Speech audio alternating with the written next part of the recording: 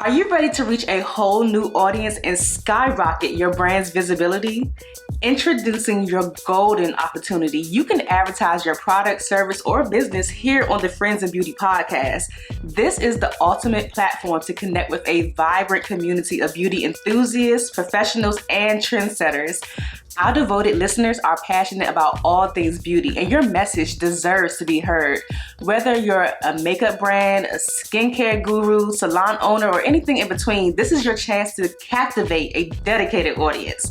Imagine your brand's name resonating through earbuds, sparking conversations, and inspiring action. This is your chance to make waves in a sea of possibilities. So don't wait. Step into the spotlight and let your message be heard, okay? Connect with us today at friendsandbeauty.com/advertise to seize your moment on the Friends and Beauty podcast. Don't worry, I'll leave everything down below for you. And elevate your brand, capture attention, and make an impact. I look forward to sharing your brand with my friends in beauty, okay? So let's go ahead and jump back into the episode. Do you have any advice for how people can go about asking to assist someone? Because people have asked me that before. And I think that assisting has been like the best thing that has ever happened to me. Like same. Invaluable experience. It's like college, or no, master's program. Would you recommend DMing, or do you still keep it professional? I would say keep it professional. Keep it professional. You're not sliding into DMs. You ain't trying to date. Typically artists do have a method of reaching. And even if all they have is their agent there, trust me, because this is how I did it before we had any of this stuff. You call the agency. Yes, call. Welcome to the Friends in Beauty podcast, a safe space for ambitious beauty industry creatives to have real talk, get authentic answers, and practical tools to grow their businesses.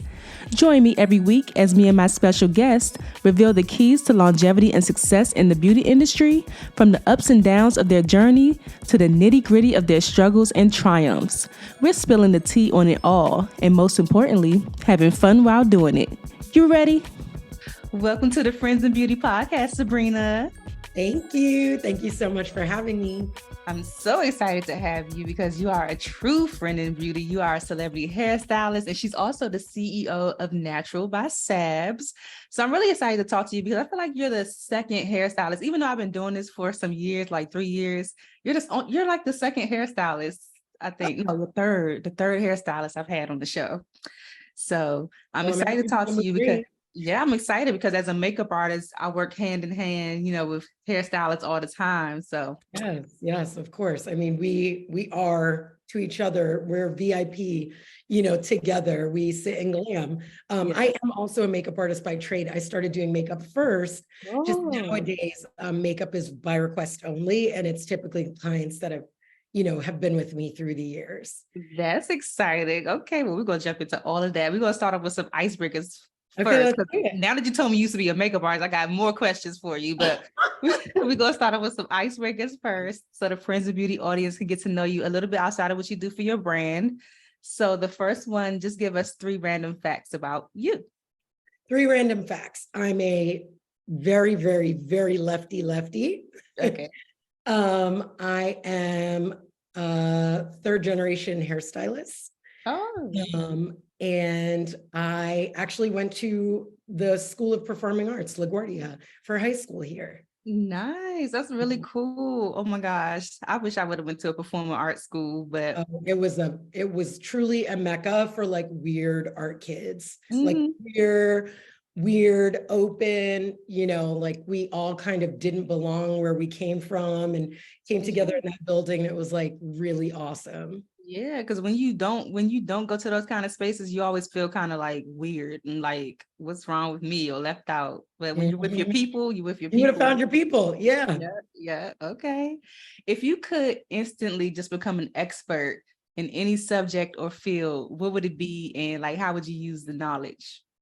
If I could instantaneously be an expert in any field, I would say linguistics, and I'd want to be multilingual in all of the Romance languages. Ooh, I like that. Oh my gosh, I had the hardest time trying to learn French maybe like a couple of years ago. I mean, it is supposed to be one of the hardest ones.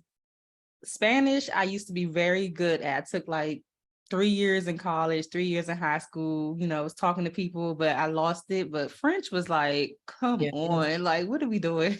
I've never taken a French class. I'm Afro-Latina, so I grew up speaking English and Spanish at home. Nice. And I obviously it's much easier, Yeah. 'cause everybody in New York speaks Spanish. Mhm. Where's your family from? My mom's from Puerto Rico, my dad is from Panama. Oh, I like it. Yeah. My niece just went on her 5th grade, get this, 5th grade class trip to Puerto Rico. Where'd she go to school and why did we get no trips?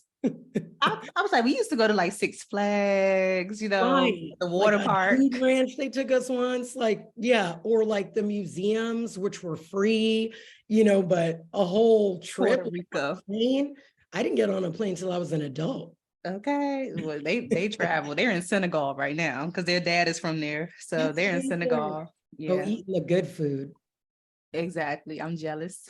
Yeah. So Sabrina, I have these pod decks here.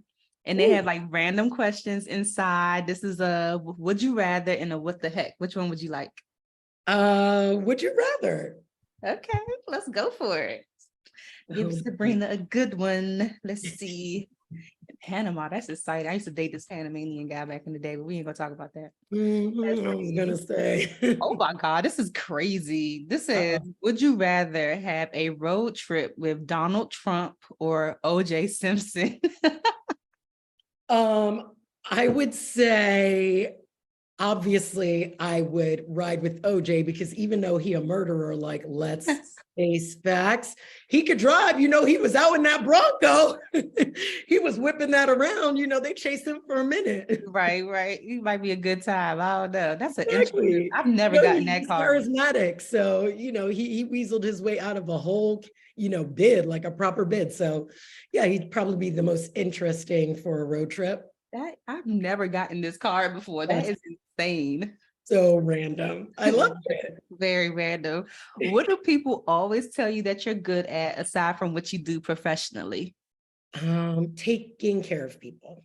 Mhm, Yeah, mhm. I'm very nurturing and I don't have kids, which surprises people, and I don't want kids, which surprises them even more because I come from a big family and I'm like the person that has everything in their purse. So you would assume I had kids. Like I've got Uh-huh. first aid, I've got a fan, I've got all the chargers, I've got like all crazy glue, like random things humans need Yeah. in my purse at all times. So I Yeah. would be, I'm told quite often that I'm very good at taking care of people. I like that. I come from a big family too, and I'm kind of like on the fence of like my sister actually told me when I was 8 years old, I said I didn't want kids. So I'm like, I've been doing pretty good. Like I didn't know that I said that, but I've made it this far and kept my word.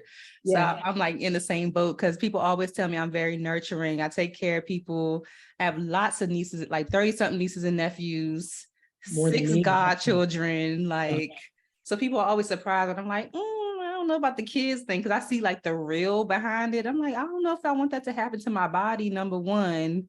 And number two, I just like being able to like, do my thing. And just, yeah, run around. I mean, you can also serve the purpose of being like the wacky aunt. I definitely think I'm the wacky aunt.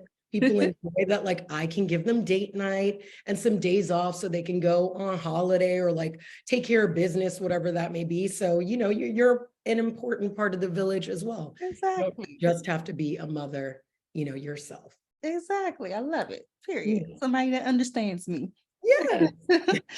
When is the last time that you did something for the first time? When is the last time I did something for the first time? Any new experiences lately? I love this question because people, it Ooh, makes that's people it's a really good like, question. that means you got to get out and do more things. Oh, yes. My birthday was in June, and one of my best girlfriends, it was her. She just entered into the 40s. I'm in my 40s, and she joined the club, and we went to Curacao. My husband, her partner, and so it was the 4 of us. And we, on my birthday, wakeboarded in a river, which was so cool. I surf. So being like confined by a board and sort of them creating a wake was really different for me, but I loved it. So now I'm like, I'm okay with flat water as long as like you can get a boat. Yeah, okay. I like that. That sounds really fun. And you I mean, serve. I busted my butt many times. Like, let's be clear, it wasn't cute, but I had a blast, and I can't wait to do it again. That's cool. I like that. I like adventurous new experiences like that aren't normal. Like you don't really hear a lot of people talking about Exactly. that. Especially Black people. Like I really love to like try the things that it's like, oh, you do that? Yes. Like, girl, you got your hair wet? Come on, I'm a hairstylist. That's why I always have protective styles. I need to swim, be able to swim freely. I Get know that's right. the edges wet. I know that's right. So the last one, if you weren't a celebrity hairstylist and now the CEO of NTRL By Sabs, is there anything else you could see yourself doing? Oh my God, I've always wanted to be a writer. Oh, nice. Yeah, I've always wanted to write books. Yeah. Nice. Okay. Yeah. Like love, romantic. Oh my God, yes. I the genre Fame. this is like a bleep, but clitlet.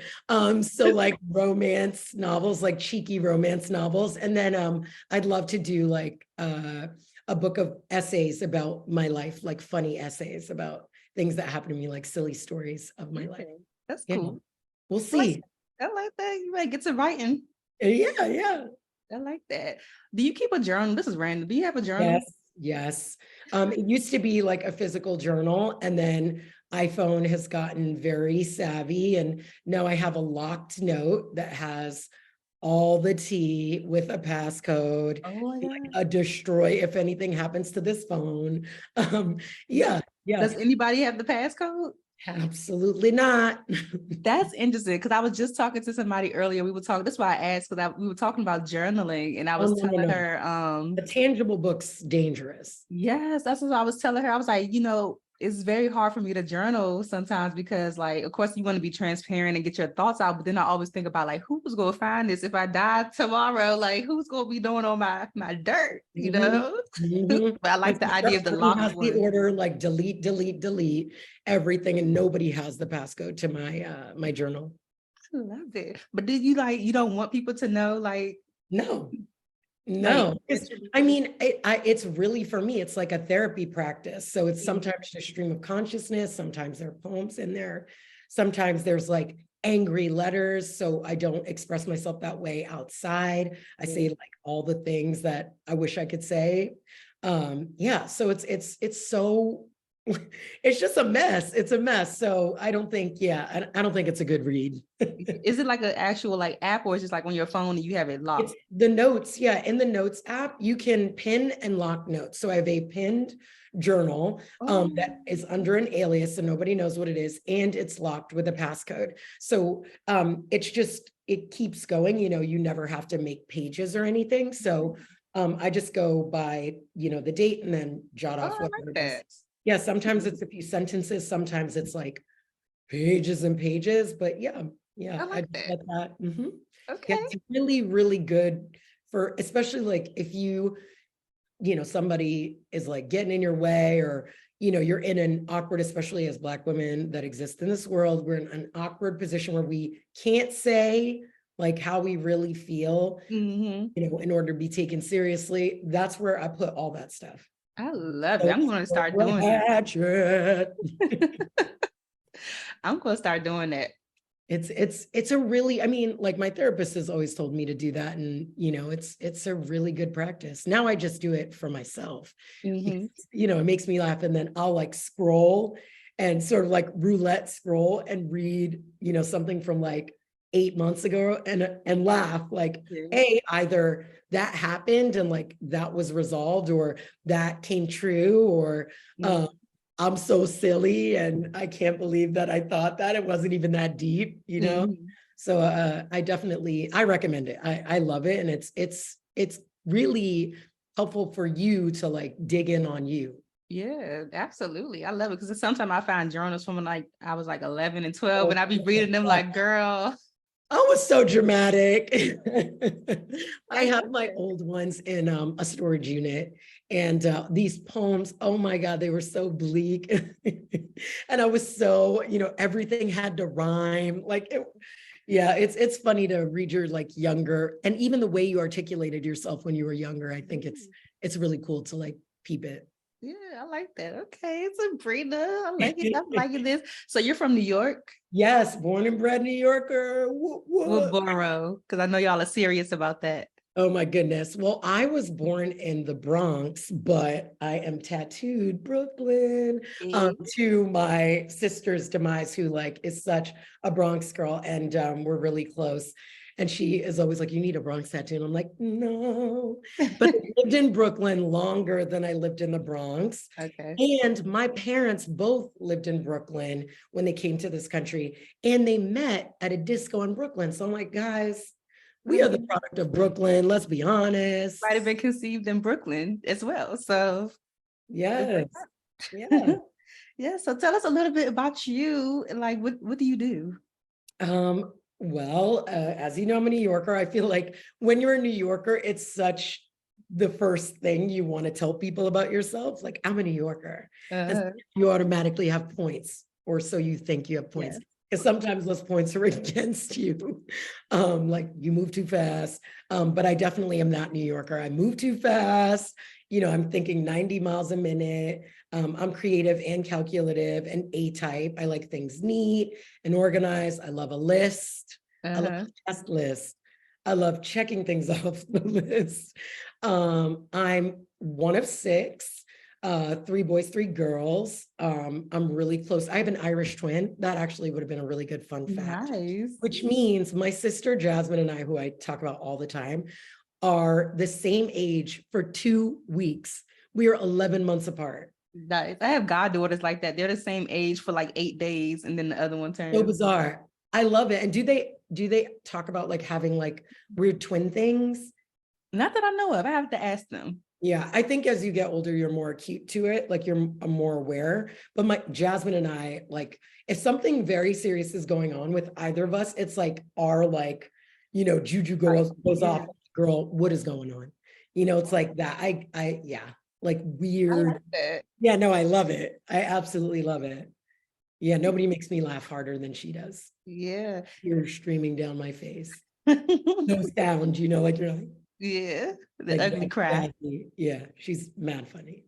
Yeah. How long have you been doing hair?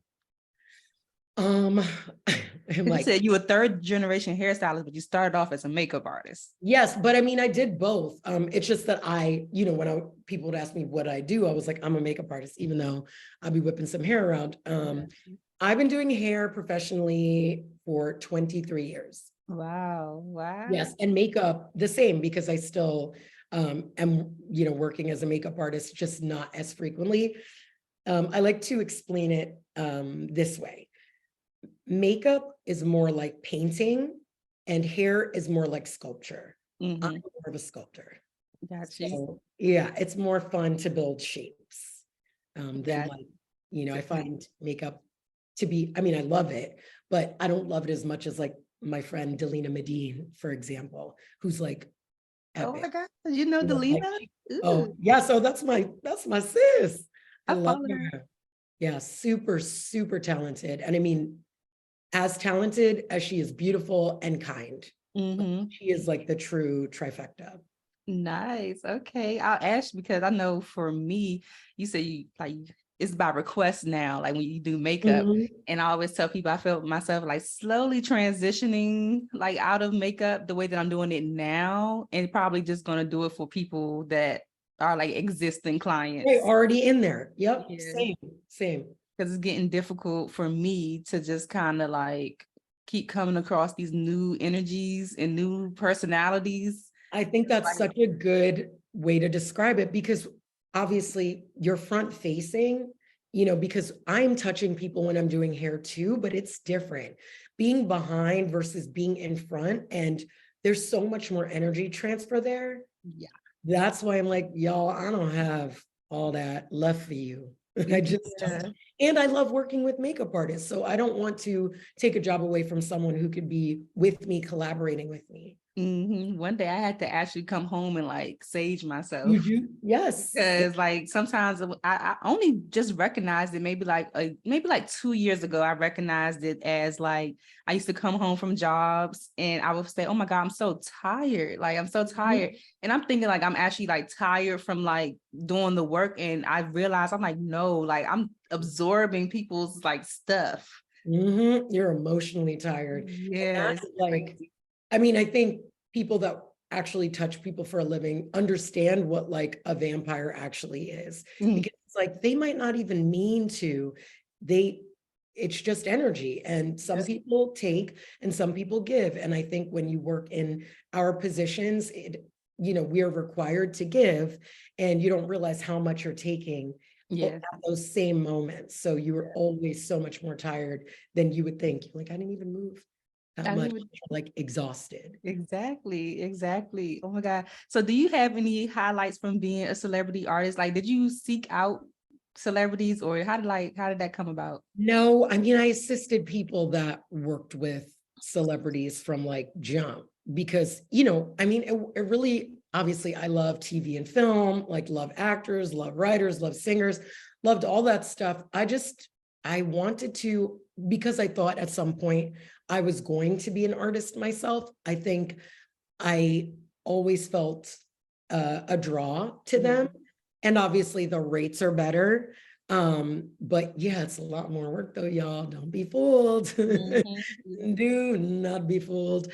But yeah, I feel like it happened organically. I've been really lucky. And I think manifestation is a big thing. Like, saying, oh man, I would love to do this person's hair. And then it happened. But also, positioning yourself in a way to make that a reality. I don't think that it's fair to be like, I put it on my vision board and then it happened. Like, no, bro, I pound the pavement.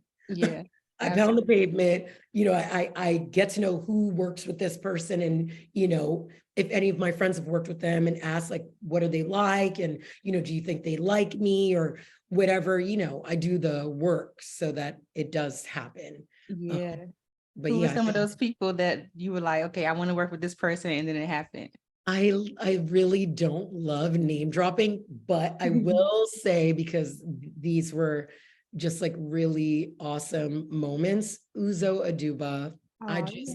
oh my God, she just is truly a magical human. Uh-huh. So that was like one of those, I'm like, oh God, I really want to work with her. And then I've been able to work with her quite a few times.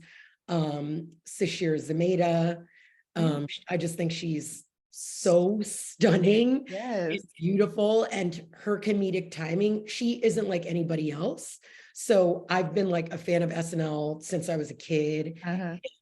Obviously her being like the first Black cast member, female Black cast member, was huge. And yeah, I really put that in the air. And so I got lucky and got to work with her a few times. And then of course my regular Phoebe Robinson. Mhm. I loved her books. I was a fan because I loved her books, and I wasn't really even into podcasts Yeah. because I'm more of a reader and I like to listen to music rather. And I just thought she was so hilarious and smart and sharp. And I just love the way she writes, because she writes in a way that she's so verbose. That's the thing, is because she has such an incredible command of the English language, she's able to make these fake words, but she will school you if she needs to, So I really loved her swag, like the way she wrote. And yeah, it was another thing, like Two Dope Queens. I was like, I'll listen. And, I thought they were hilarious, both Jessica Yeah. and Phoebe together. And it just so happened, I wasn't even living in New York. Like, it was so random that my agent asked, like, hey, would you be down to pop over to Sundance? And I was like, yeah, I'll go see some snow. And Mhm. yeah, I got to work with her, and then we were like thick as thieves. Do people tell y'all that y'all look like sisters? Y'all look alike to me. No, really, I Really? think when you spend a lot of time with people, it's really easy to, you and your friends sort of like have similar vibe. Yeah. I will say it goes both ways. We talk like each other. We especially her, because she's such a, like, I don't even know how to describe how fun she is with language and like creating her own slang, but it's infectious. And anyone who works with her or is around her or is her friend, you have Phoebeisms, you have no choice. Will say things the way she says them. And, you know, it just gives me a tickle. I feel very blessed that I've gotten to spend so many years with her, being her first. And, you know, yeah, I've learned so much being around her. Yeah, I love what you do with her hair too. It's like very fun. She's the best because she lets me do whatever. She'll send me a picture like, is this nuts? And I'm like, oh, I'm gonna make it happen. Like, you know, and she loves fashion. So all of the years of me like assisting like the greats and doing shows all over the world, you know, it's like a Black woman that I get to like do this on. That's not a model. You know what I mean? Like, I think our collaboration is so cool because, you know, it lets other women know that like you don't have to be a model to like want to, you know, take risks with your hair and your styling. And so, yeah, I really love working with her because she just really lets me go off. Yeah, absolutely. What do you think about, like, speaking of like models and like hairstyles, what do you think about, like, I guess, like, say, for example, the Bantu knots or whatever, you see that, you do that on a Black model or a Black person. We've been wearing Bantu knots for forever. Forever, girl, forever, Like ever. fashion shows trying to like coin it as like something that's innovative.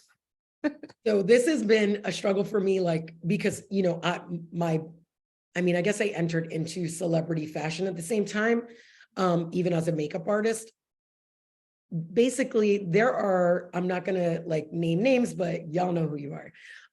Y'all do Black hair on white girls and call it new, and it's not new. And, you know, stylists like me, that the thing is, as a Black stylist, you don't come out knowing how to do these things. You have to learn just like everybody else. So while I appreciate you learning how to do these styles that are, you know, native to us, like, they're not yours. They're not yours. And I do love seeing them on the runway because it does sort of normalize it in a way. But like, the one caveat is just give credit to the sisters who created these styles, who will remain nameless because they're so old. Right. You know, so you know, it's really hard because I'm excited to do them and show, like, you know, yes, like, we go off with our hair. We are, you know, you put us in a box and then we were like, we're going to kick your box and show you like some real like stuff. Yeah. But then at the same time, like, you know, acting like it's new, and you're like, no. Yeah, because recently my sister loves TikTok, and she showed me something on TikTok called trinket hair. Have you seen that? No. So trinket hair is literally like the little things that we like our hair jewelry. Yeah. Ciao. It's called trinket hair. Oh yeah. Oh my goodness. I mean, have fun with the jewels, but like, say yes, like, you know, this was inspired by natural hairstyles worn by Black women. It's done. It takes literally a second. What was that other movement that I actually was interviewed about? The clean girl, was it the clean girl? Which was just like hair pulled back in a moño with like hoops. I was like, Puerto Rican and Black women have been doing this forever because you told us our hair was wild. Right, so entertainment. You don't get to like have a Gigi Hadid and, you know, these white girls like coin it as like, now it's a trend that they've created. And I'm like, you never combed your edges. That was never a thing. You learned that from Black people, like, and Black and brown people, because it was just as prevalent in Latino communities as well. Yeah. It's just weird, you know, it's just weird. And I think social media is good and bad, in that, you know, you have a space to be able to express yourself any which way, but then also, you know, it's all very trend centric, and people, they buy the lie. They buy the lie and think, oh, this girl created that. Like, even Zoe braids, which, you know, are like human hair with like loose ends. Those are tree braids, y'all. Like, that's been going on from the motherland. Like, been going on. It's the hair is better now. That's all. Right. So, it's just one of those things where I'm like, no, nothing's really new. Fashion either, nothing's really This new. Like, all comes it around. just all comes around. And the thing is, what we should celebrate instead of everything needing to be new is like a reprisal, or it's come back, like in this remixed way. Like, I think it's okay to say this is inspired by. There have been so many things that I'm like, this inspired by the artist whose work I saw, which is what I was emulating. It costs you nothing to do the right thing. Right. And Absolutely. that's all. I'm like, have at it, have at our styles, but stay away from like, like warrior braids, things like that. Like, y'all should just leave it alone. Leave it alone. Let us have a few things. And nothing. But just respect and give credit to the people that like it actually was created by and for. Right. Absolutely. Y'all told us our hair wasn't nice. Yeah. Yes, look, I totally agree. We could go on and on about that. I know we could the whole hour. I wanted to circle back to what you said about like how you were reaching out to your friends, asking them about certain people, celebrities. Do you think that they would like me, or just building relationships in general? Can you speak to that? Because I really try to stress the importance of like networking, building genuine relationships. A lot of the things that I've gotten to do as a makeup artist, like that are like worth, talking about, so to say, have literally come from me just building relationships with people and them being like, oh, ask a Quill. I think a Quill would be great for this. And like I get TV jobs, celebrity work. Yeah, work is work. Yeah. You get some great work. I will say it hasn't always been like that. I haven't always been able to ask the questions. Like, again, being a New Yorker and coming from like Afro-Latino family where there's no hair on our tongue, I had to learn that you can't just ask whatever. So I feel like initially you couldn't ask specifics necessarily about a person, but you could ask the people that you were assisting, how do I know when it's time for me to take, when I'm ready to take clients on my own, like, and poking as respectfully as possible. I think things are very different now in the whole like assisting apprenticing world because of like YouTube and Instagram, being able to have an online portfolio and not carrying around a 40-pound book all over New York, y'all lucky young people, and buying $30 pages when you don't have $30 to pull a tear and put it in there. I think now the last sort of 10 years, I've been able to speak to my peers and my colleagues and say, I'd love to work with this person that, you may have worked with or whatever. There's always a level of respect. You never want to step on someone's toes. I also believe no one can take your blessings. So I would never, when they're like actively working with someone, poke in that direction. It'd be like if the relationship is shifted and I know that they're utilizing more than one artist, like they don't have a regular that they kind of bounce around, or they live bi-coastally and they're their LA person and I'd like to be their New York person, and vice versa. And it's just like reading the room, like knowing sort of asking delicately questions that can get you closer to an answer, because it's not just like, how did you get that? Having an agent doesn't mean you're going to get celebrity clients at all. A lot of times it's word of mouth. So I would say utilizing your network is paramount, and also being supportive to your network is paramount. I've gotten hooked up because I am a generous person. I always am like, if I can't do something, you need, I'm like, don't go back to the agencies. Here are these people that I think this person would like. Because at the end of the day, we're serving people and it is an energy thing. And like Phoebe is very particular. She loves to work with her own. She really likes to give jobs to Black and brown women, people, period, and then obviously she's worked with every type of person, but when I'm making a referral, and then there's like other people I've worked with that really just prefer men. they prefer men, they prefer like outgoing or quiet. You know, you read the room and you refer that way, and then it comes back to you. I think you reap what you sow. So when you're a giving person and, you know, you're like, I'll help you, you know, if you need help breaking down or prepping for this job. And then, you know, if ever I need it, we can scratch each other's backs, that kind of thing. I mean, I grew up very, very modest here, you know, with immigrant parents. So that's my dog shaking his body. Hairless, so it sounds like a leather belt. It's really funny. But I think it's really important to be humble and not be too good for anything. You know, I've heard many times, which kind of kills me, like, I don't just work with Gen Pop, I've heard civilians, I've heard, and I'm like, child, I do hair and makeup. You got a head and you got skin, I do you. You know, because the pendulum swings, and when it swings heavy. And if you're too good for things, I mean, right now, like, we have the strikes, we have a double strike, SAG-AFTRA and WGA.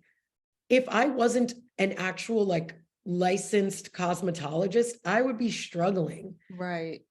I have a studio downstairs. I have a live work. So I have a studio downstairs, full chair, full color bar. And I'm like, y'all, I'm available. I'm here for your braids. I'm here for your protective styles. I'm here for your color, your cuts, all of it, your lashes, whatever. I'm here for it because I'm not too proud. Right. Yeah. Feed my family. I know that's right. I know that's, and there's a lot going on with that strike. I couldn't believe it. You just have to, you know, you got to keep your ship afloat. And it's not about a fund. It's about pound the pavement. Like, we all should. And I mean, I think it makes me a stronger artist, being able to see like, okay, this is the new wave in salon. Like, this is what everybody wants. Like, you know, this is the kind of paint that people are looking for. And, you know, the kind of styles, the color of, you know, the extensions, you know, the methods, you know, just staying up on my craft. Yeah, definitely. Do you have any advice for how people can go about asking to assist someone? Because people have asked me that before. And I think that assisting has been like the best thing that has ever happened to me. Like, same. Invaluable experience. It's like college, you know, or no, master's program.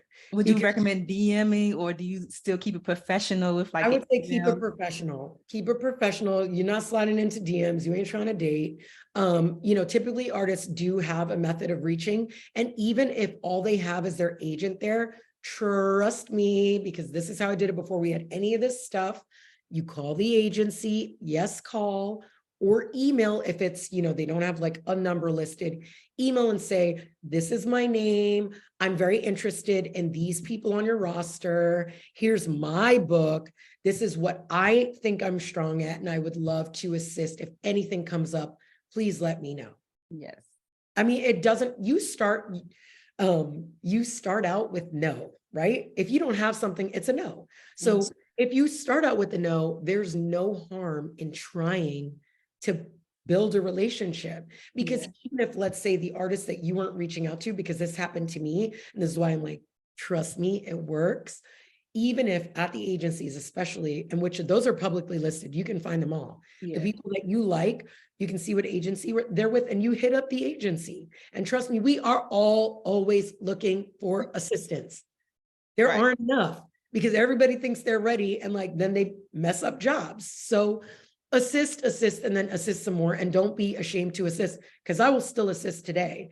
You know, there are, you know, my mentors. Yeah, I would still go. If Guido was like, let's go to Paris, I'd be like, I guess I'm going to Paris with Guido. Right. You know, like, you just take the risk and put yourself out there, because as I was saying, even if that person you're really gunning for isn't, you know, has a team that they're happy with, maybe somebody else on that board isn't, and then we all talk. And if you're looking for someone, your agent will say, hey, this person actually requested to assist you, but such and such used them and said they were great. So you want to give them a try? Yeah. Simple as that, you know, like, you can't possibly build the most strength and figure out your style without seeing how other people work. Assisting isn't just about learning technique, it's about learning etiquette on set and with clients and the things you need to have in your kit. You know, it's an invaluable education, and I highly recommend it. Yeah, for me, since I started assisting like maybe like 6 months into becoming a makeup artist, what it did for me was like really open my eyes to the possibilities of what my career could look like, because I'm like first generation on my father's side here in the United States. So you say you want to do makeup or anything creative, they're like, so you're Hair, not gonna be sure, a but makeup, doctor, you're not gonna be a lawyer, like what? So you're not gonna make no money, pretty much. right, get a real job. Yeah, So it's like even you kind of start to believe like, dang, can I be successful at this? But like being able to assist people like Morel Hollis, Vanessa Myrick, I'm like, they're oh, doing it. Vanessa. Everybody loves I Vanessa, right? love Vanessa, yes. You get to We see all like used to go to the Bronner vision. Brothers together I used back to in do the Bronner day. Brothers, yes. Oh, we must have been in the same room at the same time. You had to be. I was just like 2013, 2014. Okay. But yeah, And you really do get to see like the vision for like what you can possibly attain in the industry. So that's why I love assisting. I agree. I agree. I love it. And also, you don't have to deal with the client. I'm like, guys, it's so great. There's no other job where you can be creative and like you don't have the pressure of like everybody's counting on you. It's so nice. You don't have to deal with it. You just get to do stuff. You're busy. It's great. You're observing. That Like is I so loved true. it. I Yeah. loved it. Yeah. So and you're like you're over 2 decades of being in this industry. Like how long have you been thinking about having like your own product line? Oof, since like the beginning. Because in 2000, I was working for a celebrity makeup artist who had her own brand. And I came in not as an assistant, to her on set. I came in as her admin. So Oh, I let her know, like I made this whole presentation, basically like, this is how I'm gonna flex for you on this side because I'm really good with numbers and Excel. And I said I was A-type, so I'm a really good assistant. I loved being an assistant also because acts of service, like that's my love language. I really love looking after people. yeah. And I said, like a dummy, but still, you don't have to pay me more, but I'd love to assist on set, even if it's just cleaning your brushes and holding your brushes, because I've always, I would love to learn more about makeup because, I'd like to be a makeup artist or whatever. And yeah, so I did end up having 2 jobs, being paid for one, but just like you said, I had no idea how far it could go till I did that. And I was like, all of a sudden, this scrappy girl from the Bronx is like around Kim Cattrall and Laura Flynn Boyle and like all these crazy celebrities, and Christina Ricci, all these people that like I never would have met and that I've been watching for ages. And Right. now they're like in the room and I'm like holding stuff like, what am I doing here? That's so cool. Yeah. Yeah. So what was the inspiration behind starting NTRL By Sabs? Finally.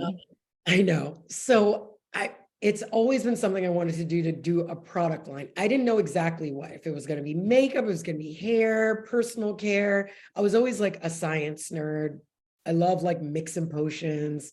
I love to cook, which essentially product development is cooking. Right. So in that, I really didn't know exactly what. And as the years went by, I would always take like whatever free courses I could take on product development, just for fun, just so I could like mix stuff up for my clients, like, like make a color conditioner for my clients or, whatever, just going that extra mile so that people remembered me. Yeah. Like mixing in an oil or like a leave-in, that was from, other people's products, but mixing them together. And, I did all the weird things, like all the experimentation. And then finally, I think maybe like 5 years ago, I realized how much I love, as much as I love beauty products, I don't love our super plastic, super sort of pollutant world. And being someone who's in the water a lot, I surf, I'm a big swimmer, I have like a mermaid fin. I'm just like, whenever I can water, I'm in water. I was like, I don't know how, but I want to do a luxury line, but that is as close to zero waste and fully recyclable and sustainable as possible. Now, the how was like, yeah, how? Right.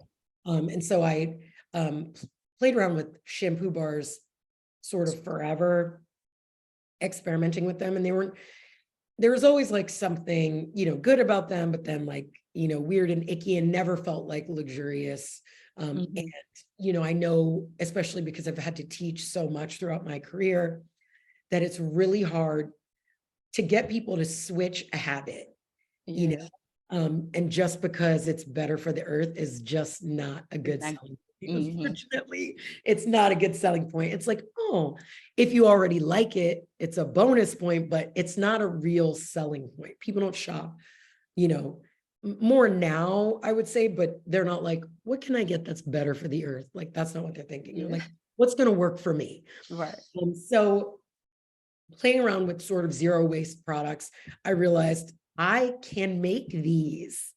I totally can make these. So I set up a home lab, really small, and started tinkering on lotion bars, like balms, things that were really easy for me to make and didn't require a lot of like crazy equipment.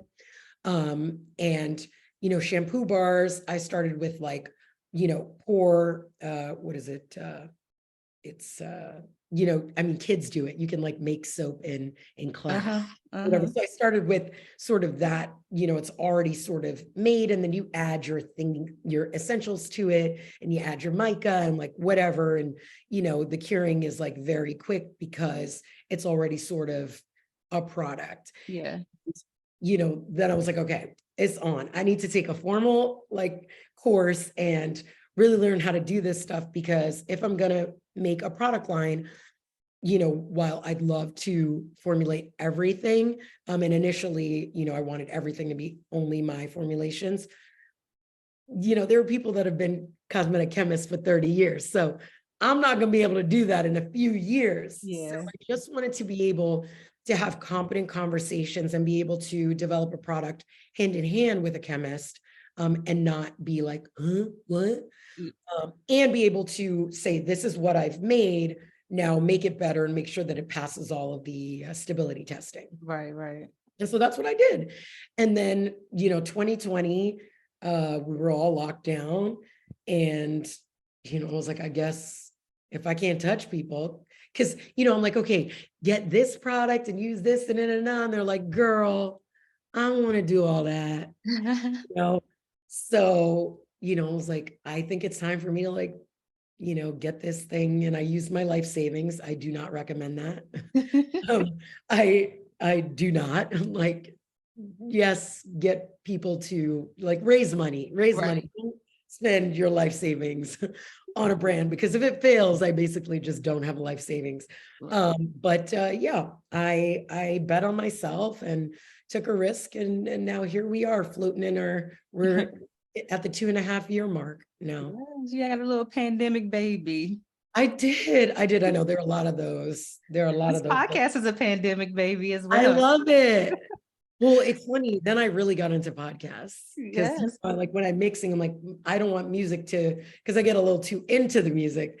So then it was like classical, and I was like, you know what? Let me listen to other entrepreneurial stories, to inspire me, and like, business, like serious business talks, and so what was it like launching during the pandemic? Did it help you or hurt you?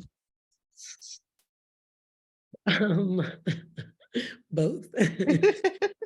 It helped me in that it gave me a sense of purpose when I felt like, whoa, I really am not essential, like, and I love talking about this because I'm like, y'all, don't you realize like first of all, we made all this up, right? Life is made up by humans. We made all this up. Right. I love to say that to remind us like not to take ourselves too seriously because lawyers, doctors, all that shit is made up. Yes, it's necessary and we need them, but it's like they're all made up jobs. The more creative ones are even further like, it's like, it's awesome that we've made these dreams jobs. However, during a global pandemic, you're so clear on like what is essential. And it's like everything I do is want-based, not need-based. But I mean, they had the liquor Wanting stores without a open cut. talking about they was essential. The liquor stores were, I was like, that is not essential. That's for morale. And that's true because prohibition, we saw what happened. People were, running amok. Right, Like, right. let people have their booze. You got to let them get their medicine. And especially like coping mechanism. So yeah, I did a lot of consults, which was crazy. I couldn't believe people were paying me for me to walk them through a single process so they could color their grays themselves, or like retouch their roots, it was really, really funny, or give themselves a bang trim. I did like basic cuts. Oh my goodness. It was pretty fun though. So I think, on the one side, it gave me hope. And on the other side, I was like, I better figure out some passive income real quick because, what if I can't touch people anymore? Yeah. And I'm already like a bit of a germaphobe. So, then it made me like really, I'm an intro extrovert. It made me so introverted. Okay. I don't have to go outside. I don't need to be not outside, but I don't need to be around people, which I used to thrive on being around people. Now I'm like, I'm good. Yeah. A lot of people have even expressed to me they have like a little bit of like social anxiety now after the pandemic. I'm sweating profusely. Yeah. Yeah, I always have though. It's just that because I'm like a chatty Cathy in general, people just think I'm excitable. You have such a bubbly personality. I'm like, that's anxiety. Straight up. I mean, at least you recognize what it is. Shoot. Yeah. Therapy. I also recommend that. I love my therapist. She's the best. Me too. Saving lives. So did you start the process of the brand before the pandemic, or you were like in the pandemic and started it? I had already had like my sort of dream, because it wasn't a real business plan by any means. It really like happened in 2020, but I had already had like products that I was like, this is good. Okay. Like I've made this quite a few times and this is yummy. And like I make this for my clients and they like it or whatever. So I'd already had sort of that going and of things that like I would do, but no real like, what would I call it? Like, I always knew I wanted black and white packaging because I don't believe in, obviously we have a gender construct. I just don't subscribe, like skin is skin is skin, hair is hair is hair. While yes, we have female born bodies have hormonal changes, there's very little that actually needs to be, we market so gendered and it's just not necessary. It's so not necessary. I think it's so much more acute than that. And it really having nothing to do with gender. So I always knew I wanted gender-free marketing, like gender neutral packaging. I never wanted anything to be for her, for him, for they, them. Like, I just, it's for you. You're a person with hair, you're a person with skin, you're a person with a body. This is for you. Because that's just what I believe in my heart of hearts. Yeah, absolutely. Even with I believe your products are made in the USA, right? Yes, I feel like that's probably like an advantage, especially like during the pandemic time when people weren't even. Yeah, there was no other way, certainly. And yeah, that was really expensive because, I wanted high quality botanical ingredients. I wanted to know like, where it was sourced, that it was sustainably sourced, that there's good work, work ethical practices for the workforce, like, no like sweatshoppery, I didn't want anything like that because obviously I don't have to have a product line, So if I was going to do it, I didn't have to, have like everything and hairspray and this and that and the third and like lipstick, and straight away I can go slow. And because I'm self-funded, while it is tight, I have this freedom in that I can see what works, and there's nobody saying the bottom line, the bottom line, the bottom line. I can say, you know what, this doesn't work with the ethos of the brand. And ultimately that's what matters to me the most. There's a lot of amazing product, which I will happily recommend, of styling products and makeup lines that I love and trust.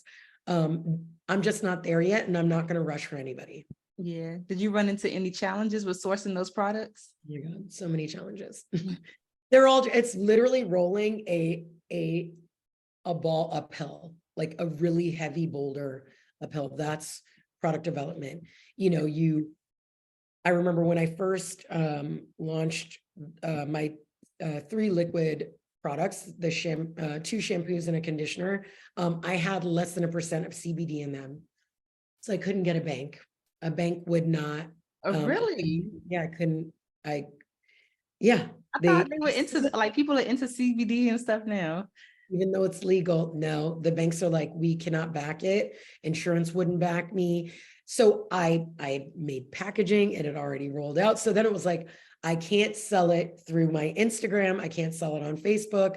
I can only do mom and pops and like direct. Mm-hmm. Yeah, it was tough. And then just like labeling things. And yeah, it's been and it will continue to be a tough road, especially like, because I care about what's in it and the people that it's serving.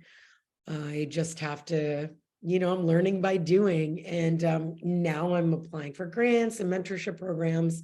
And I'm just trying to really continue to educate myself, because I think that this endeavor, I'm never going to know enough, never. And I just love product development so much. So, I just want to keep chipping away, and then one day just be like a nerd in a lab coat. Yeah. What are the benefits of having CBD in the hair products? It's just a marketing thing. If it was a high percentage of CBD, it's great for relaxing the pores. Okay. But, most beauty products don't have enough for it to even make a dent. It's just, I subscribe. I'm like, I love THC. I love CBD. I'm like here for it. It's from the earth. Mother Earth gave it to us. And, she has many purposes. So I just love it. I subscribe. So I was like, yes, it goes along with like the things that I'm passionate about. And then the banks were like, no. Like, not today, you won't. Yeah, not today. If I had my own store, sure, no problem. But that's a long ways down the road. So yeah. Would you say there are any cons to having your products made in the US, other than like expensive. It might be a little bit more expensive? Yes. Yeah. It's so expensive. It's so expensive to do it at home. I could literally, with the same ingredients, the same quality ingredients, I could have a lower price point. I could be making a much higher margin, if I do this elsewhere. And it's not off the table by any means. I am someone who needs to like go see, so, as the line grows, I will be traveling the world to see, because that is part of me, as well as like, I'm an adventurer, and I want to see the world. And, I want to be able to offer, last summer, my husband and I did 3 weeks in Croatia.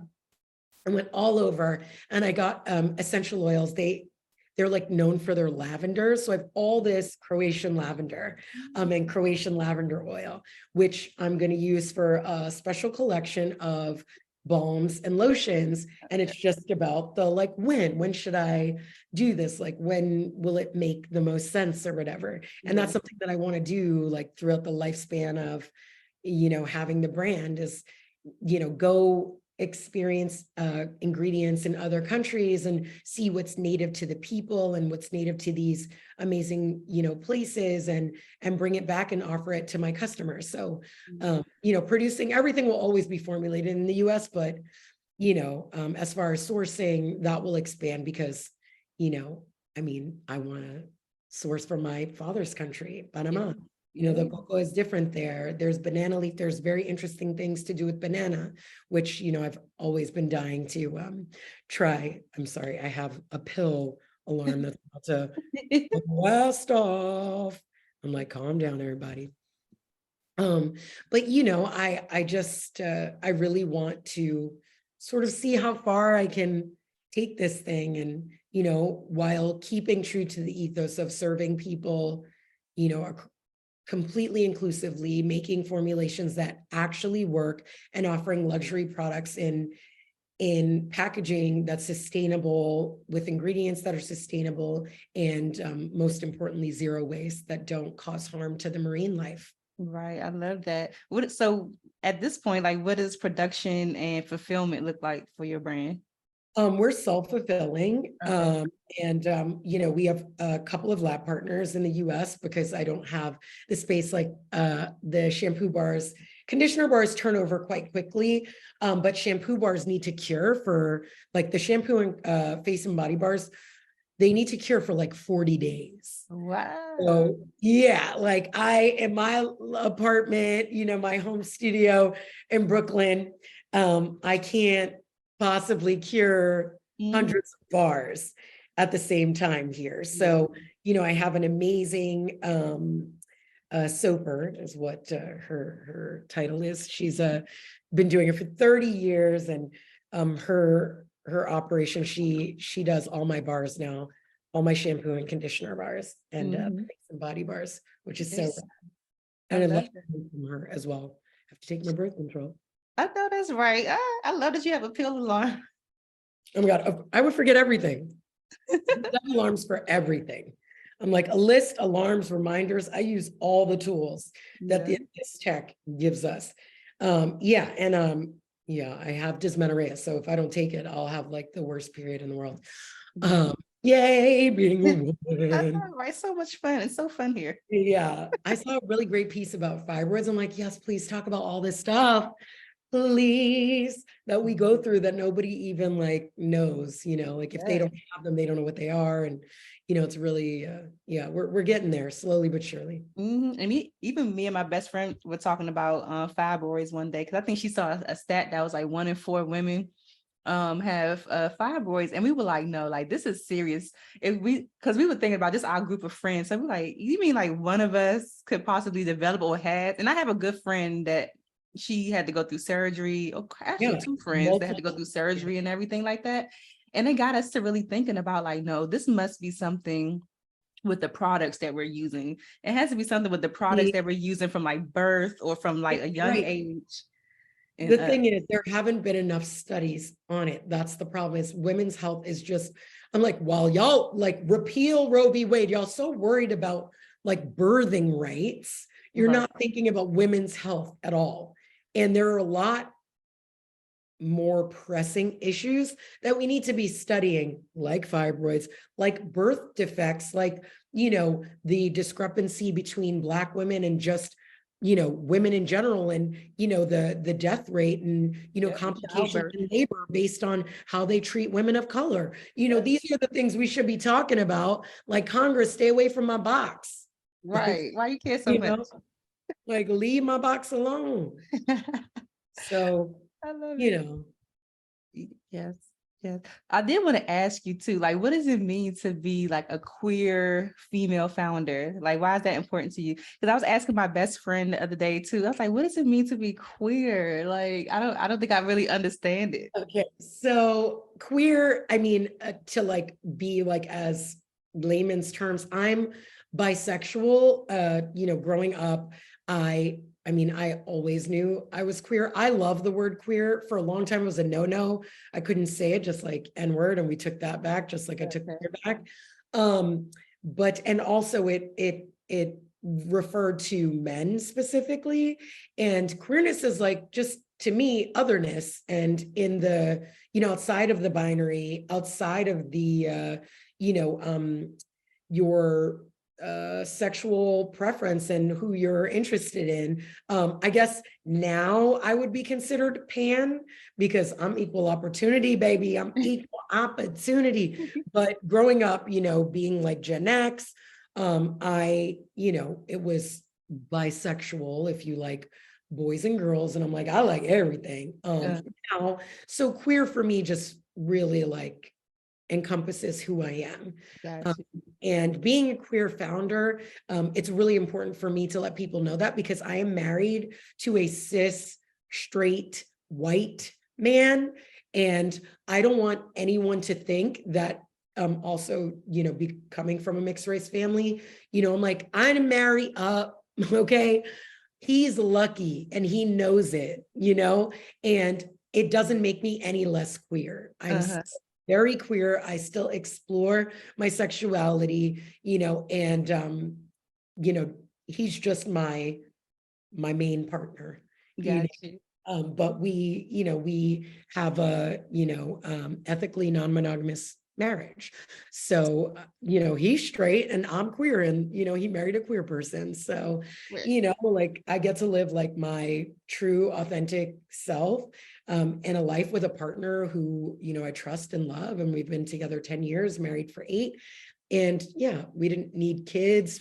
I just wanted him to be my family, which is why I took his name. Oh, I love that. I love Yeah. that. It like I have so much more clarity now. I think my Yeah. best friend would absolutely love you because she's poly and you Yeah, know. love it. Love it. I'm here for it. I'm like, none of this is new by any means. I Right. think just now we feel safe to say these things because it's not going to make you lose your job per se, Mhm. because Right. that's not always true. But, you know, there should be no shame in saying that. Like, guys, I'm a tattooed hairstylist with shibari girls on my arms. Like, yes, she's queer. Of course Mhm. she is. And there's nothing wrong with that.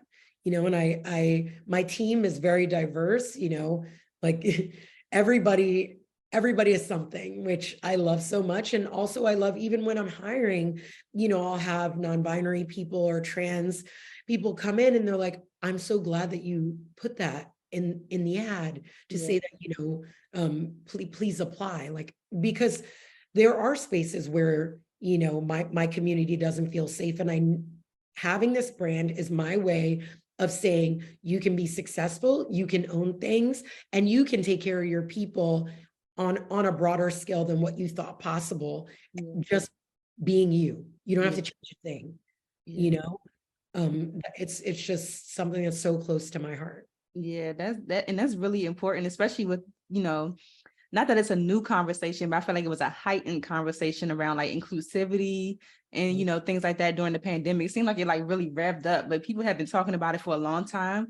So I think it is really important to like really just, you know, let people know like you can be here, like you're Yes, safe. you belong here. You belong here. You should be safe here. There's Mhm. absolutely no reason. You're no different. This is not new. This is like all types of humans have existed since the beginning of time. It's just now we want to slap a label on it and make it naughty. And, you know, like I could go on for days, but I don't want to offend anybody. Yeah. I'm just saying, you know, love, spread love, not hate, Yeah. because it's not in your courtyard. If it's not in your house, you don't need to worry about it. Period. Don't worry about it. It's not in your bedroom. Right, right.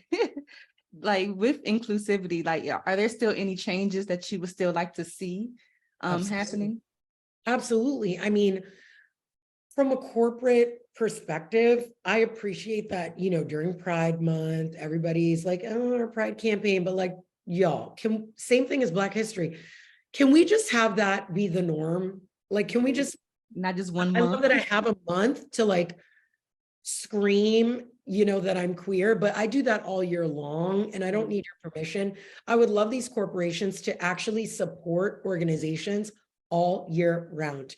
Make it, you know, make it a priority to hire within the LGBTQIA plus world, the BIPOC world, where it's not just doing the thing to get the quota so that you're not getting canceled. I want you to subscribe like for life. And that means shopping our business is not just in February, shopping our business is not just in June, shopping all year long. You don't have money, because I hear that a lot, is like, how can I support you if I don't have, you know, that much money? I grew up poor. Like, trust and believe. I'll tell you, you have social media, you can repost, you can sign up for our newsletters, you can post our discounts, even if you're not the one shopping. There's so many ways for you to support. You can reach out and say, hey, I do this all the time when people reach out via DM or email, you know, I can't afford your products, but I'd love to do content for you and I will send you something. Nice. Because I also used to see things that I couldn't afford and would save. I remember saving for my first MAC lipstick because my first one, my friend gave me when she was a working actor at LaGuardia. And I was like, I mean, it was so precious to me. Also, people love to drag MAC, but I'm like, MAC has been there for us for ages, had our colors for ages. Don't sleep on MAC. But you know, it's like, I get it. And I always want to be the type of CEO that you can get to.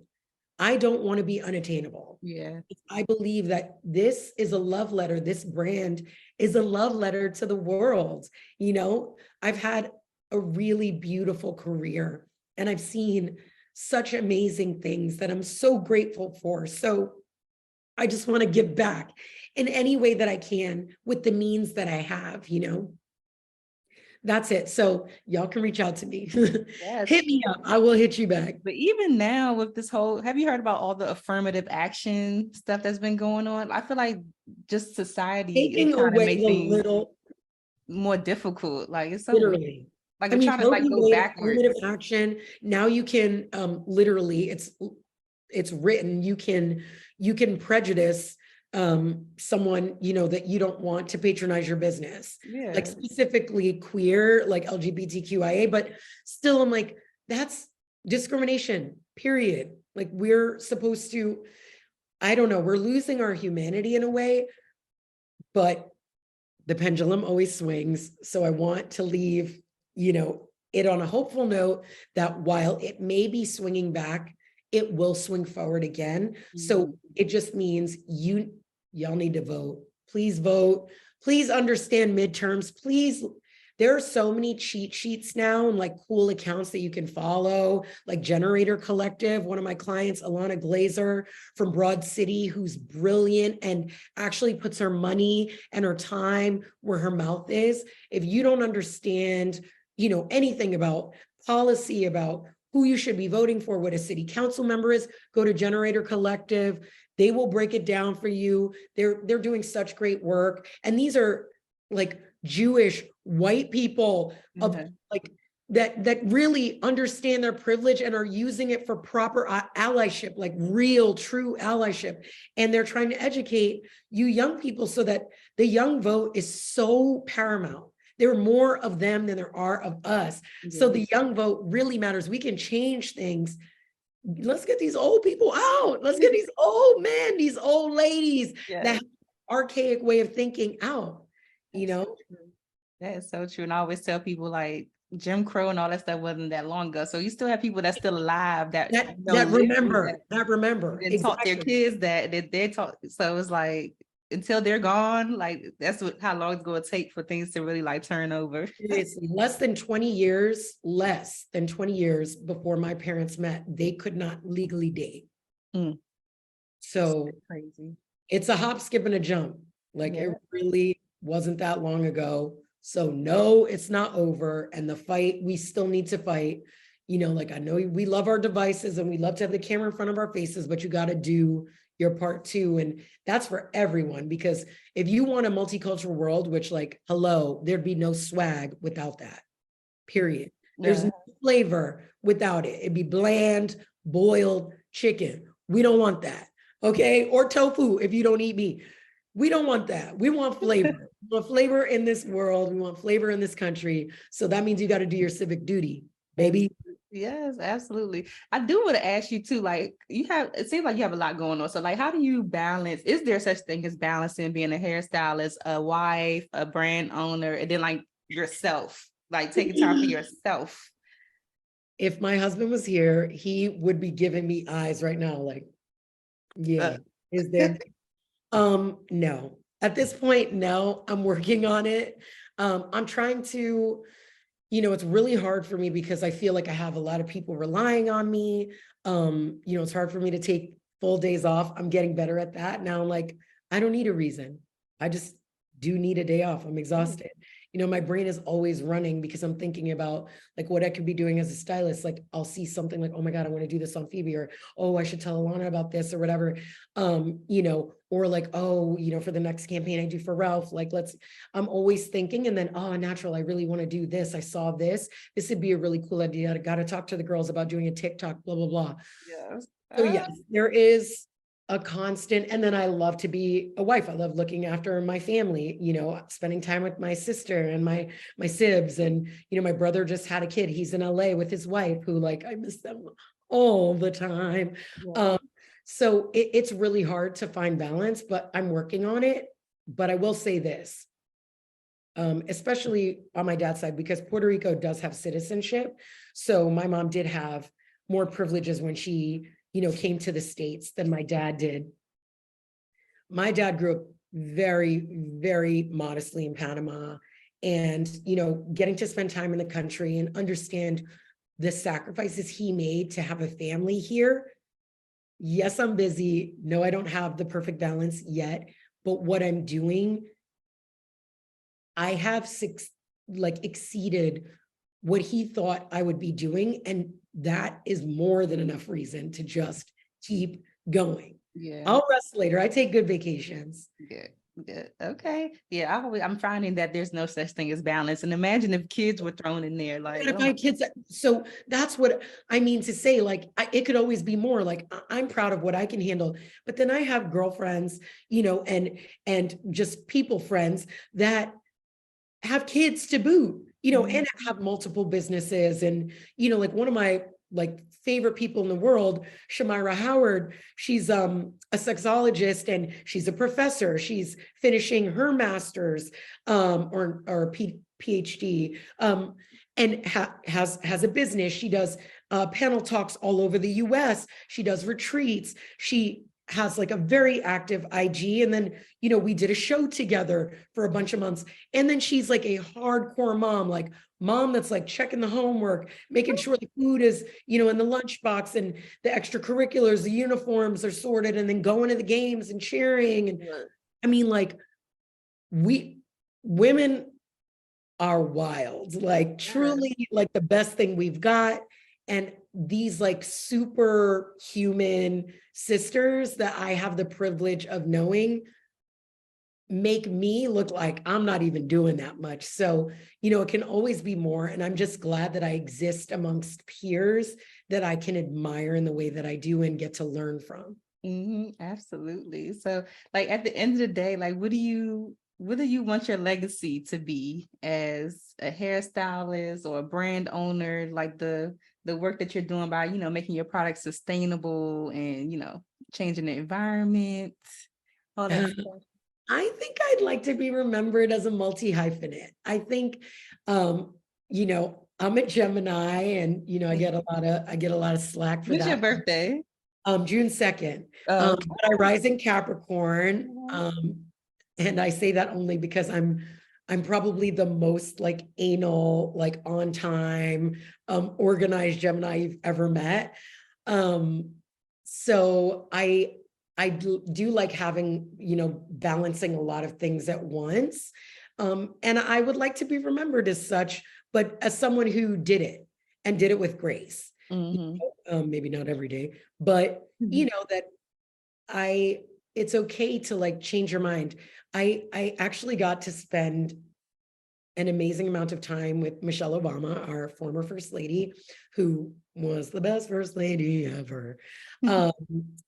Phoebe Robinson, she did 5 interviews on her Becoming book tour. She moderated, which was awesome. So we traveled, you know, through the US and Europe with Michelle Obama and her like team and Secret Service. It was like, awesome.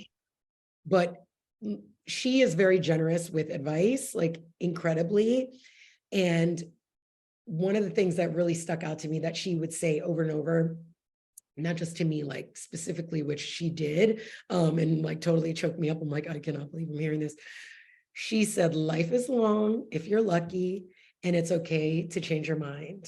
Just whatever you do, make sure that you really give all your effort to it. And, you know, she's like, I'm not done. I'm 16. I'm still, I'm doing, now I'm an author. 60?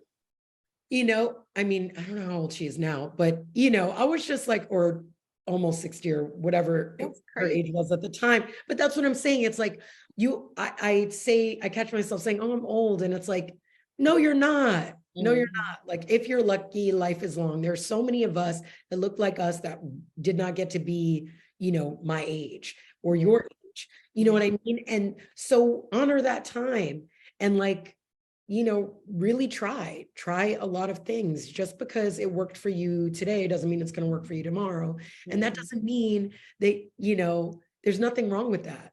Yeah, There's no I think real it's really important for people to know that they can change their mind, because I feel like we get so committed to the well, idea of something or and what so do people are going to we. think if we change our Yes. minds to do something Yes. else, that we're like, I'll just stay here. Yeah, there's a difference between being someone that's like, I'm going to do this for 20 seconds and 20 seconds and 20.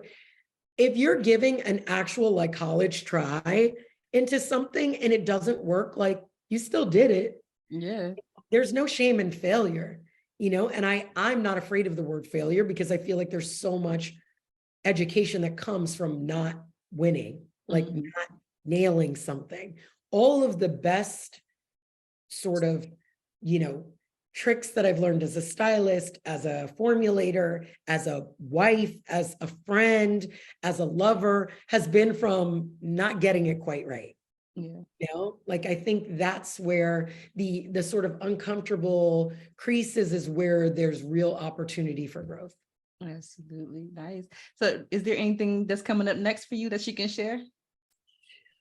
Um, I mean, we have some things coming out this holiday that I'm not ready to share, but there'd probably be more stuff I could talk about, but I'm under NDAs. I know that's right. And I just really hope that these corporations do the right thing in these strikes so we can all get back to work, because I miss my creative community and being on set.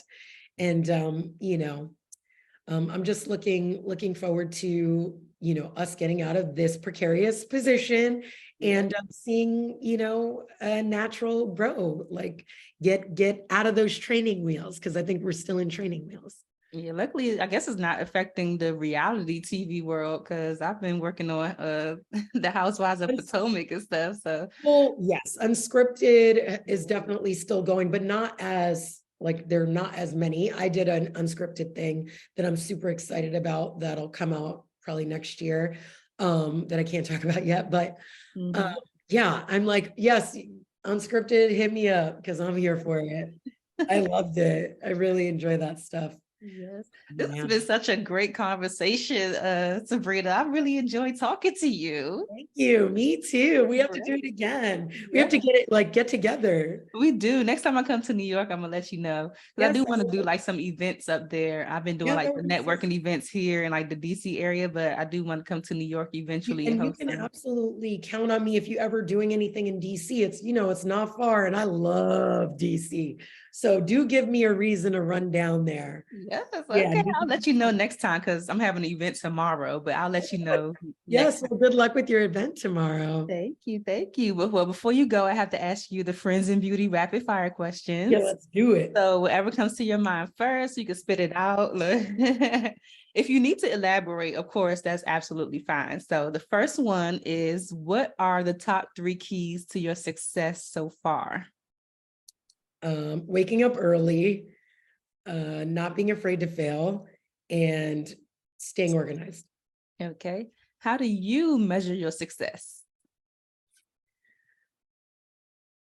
For natural in sales for Sabrina as a stylist in bookings. Like the more booked out, the farther booked out I am, the more I'm like, woo. Okay.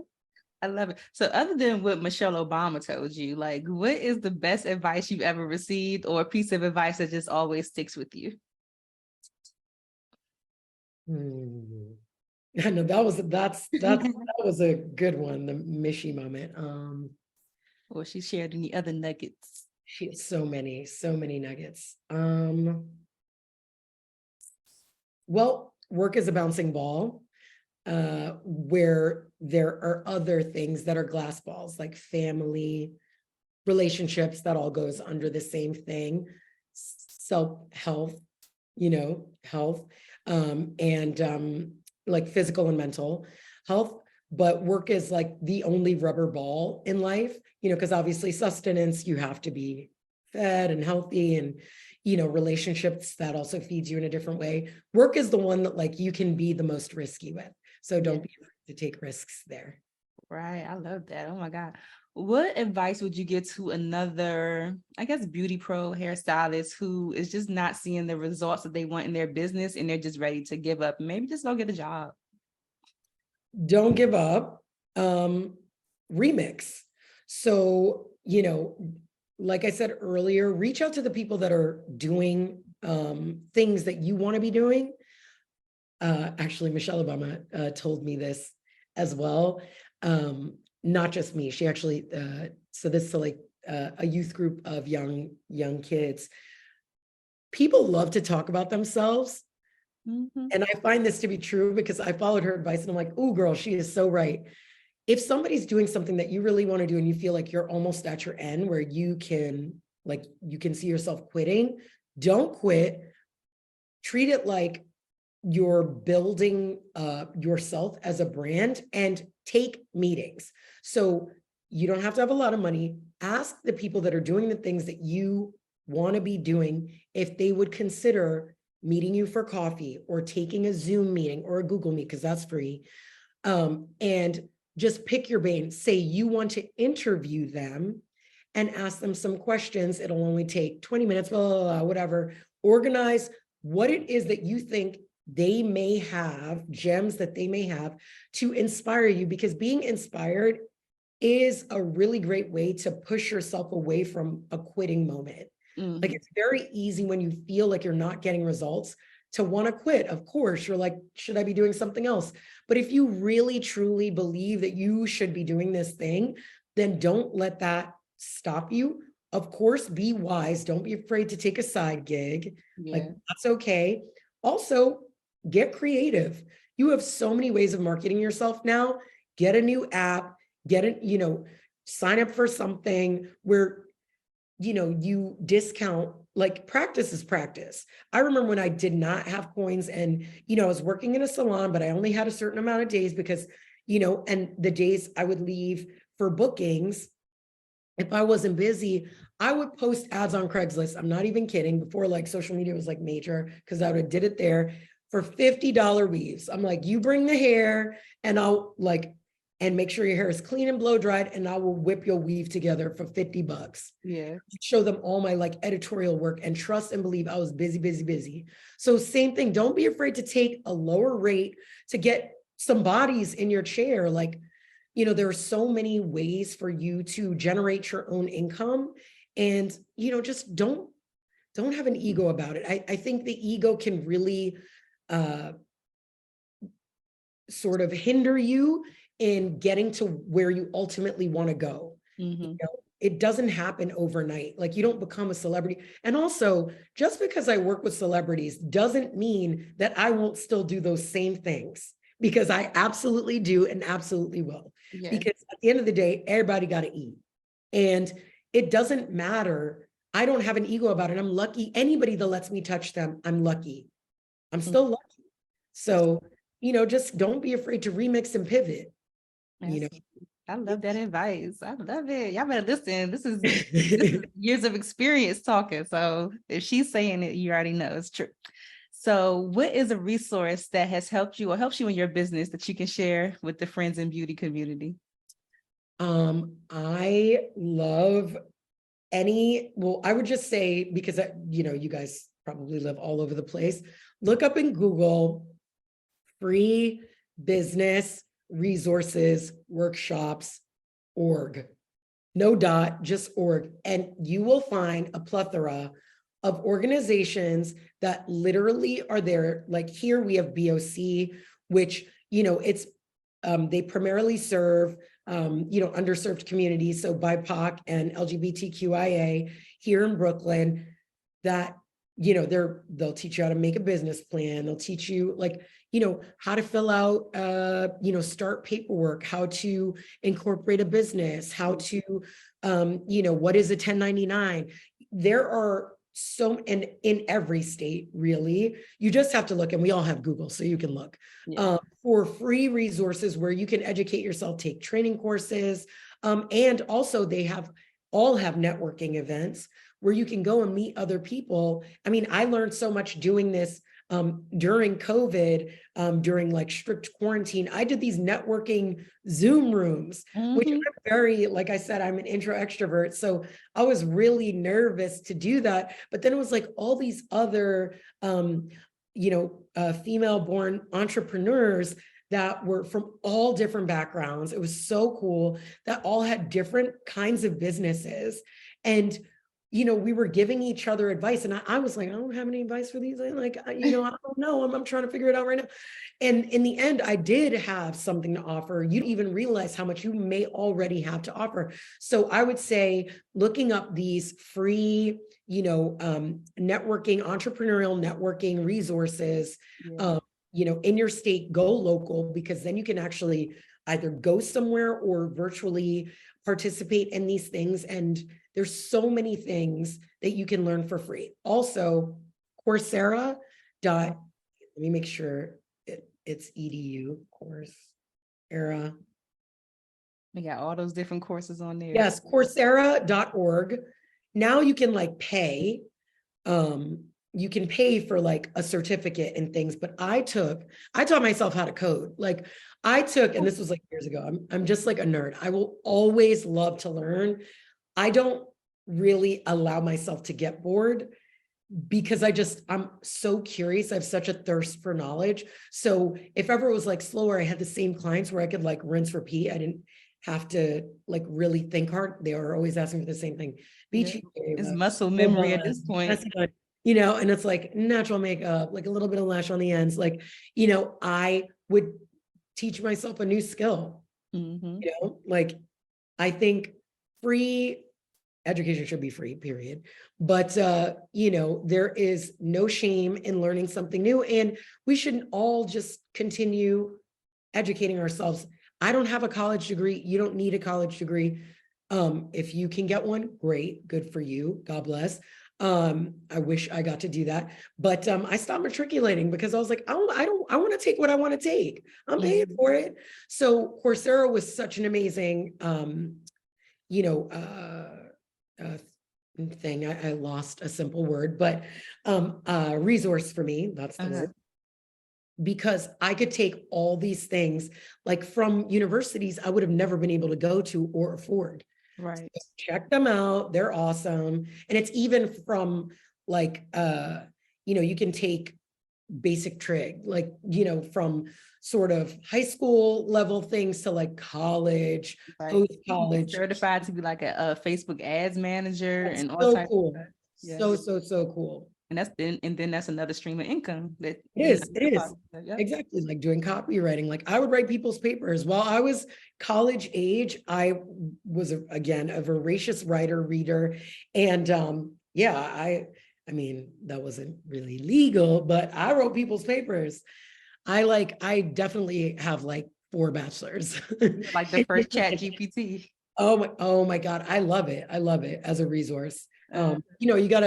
The thing is, it only works as well as like what you're putting into it. Yes. So if you have really good prompts, then you can get really good results. But if you're just asking it to do your job, that's not going to work. So that's why I'm like, pay the writers, y'all. Stop playing games. Right. Like AI is not going to be better than a human. Like they don't know our humor. It's not the same. They gonna be dry. Yeah.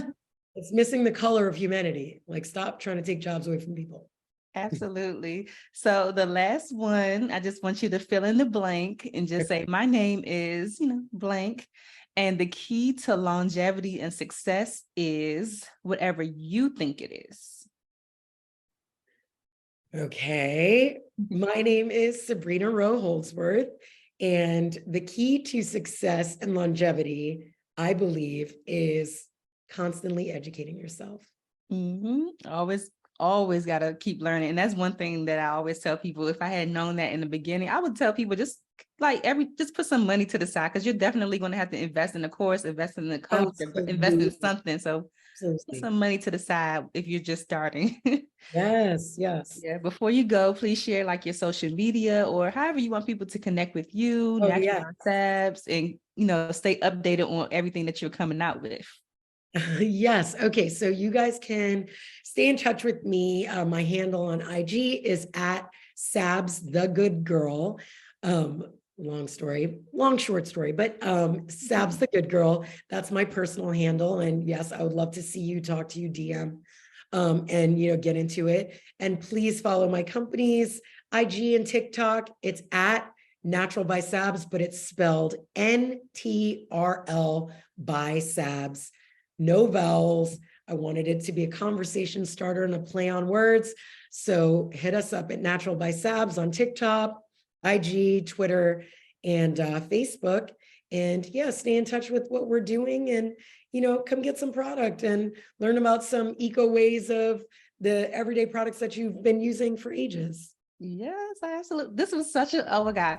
It's such a pleasure to finally meet you. Me too. Yes. And I really enjoyed our conversation, and I'm excited for everything you got going on. And yeah, I love to stay in touch. Thank you. Same. I really am so happy you asked me to do this. And I've just been a fan of yours for a long time and love following your career and everything that you're doing. Good luck with the event tomorrow. And you do not have a pore. Not a single pore on your face. It's genetics, I swear. I love it. No, I believe it. Yes, those are the tiny reparations. I absolutely love chatting with you, and we absolutely have to do it again. Yeah, thank you. Thank you so much. Thanks for listening to the Friends in Beauty podcast. Don't forget, sharing is caring. If you enjoyed this episode, share it with another friend in beauty. Give it a thumbs up and subscribe, rate, and leave a 5-star review so that other friends in beauty can find the show. Plus, we'd love to hear your feedback. Connect with us on all social media platforms at Friends in Beauty, #Friends in Beauty to join the conversation, and join our Friends in Beauty Facebook community to stay connected. Talk to you soon.